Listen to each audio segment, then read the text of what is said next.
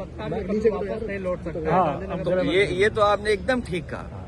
इसलिए ठीक कहा कि हमारे पूजनीय शंकराचार्य, उसका अपमान किसने किया? सनातनी धर्म के सबसे ऊंचा झंडा ले जाने वाले, उनका किसने किया अपमान? आप बताइए किसने अपमान किया? आप कह रहे योगी आदित्यनाथ ने? वो योगी कब हो गए? सर्टिफिकेट कहाँ से मिला? अगर वो दूसरे का सर्टिफिकेट मांग सकते हैं तो उन्हें अपना भी तो सर्टिफिकेट दिखाना चाहिए। और उनका सर्टिफिकेट तो हम लोगों ने देखा है। जब वो एक समय योग कर रहे थे, सबसे आसान योग का आसन, सोचिए, सबसे आसान योग का आसन, एक टांग पे खड़ा होना। अब किसने सर्टिफाइड किया उन्हें इस बात के लिए कि वो योगी हैं? तो बात इधर उधर मत ले जाइए। दूध के उत्पादन में, धान के उत्पादन में या अन्य चीजों में हम कहाँ पहुंचाए गए? दुनिया में सपने दिखाए जा रहे हैं, लेकिन आय दोगुनी क्या हुई है?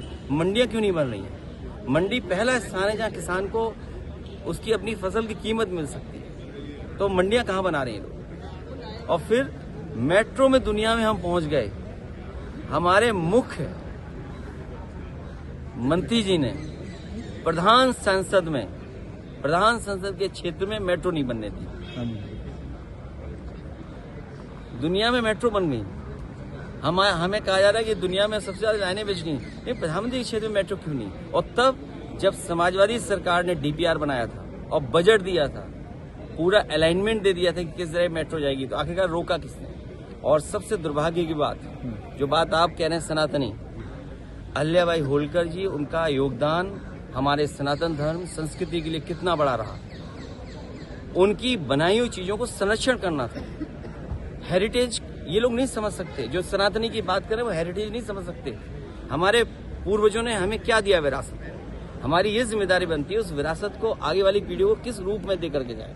तो संरक्षण करना था, संवारना था, ये नहीं कि बुलडोजर लेकर के चलना था।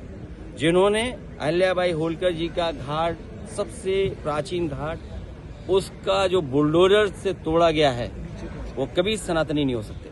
ठीक है।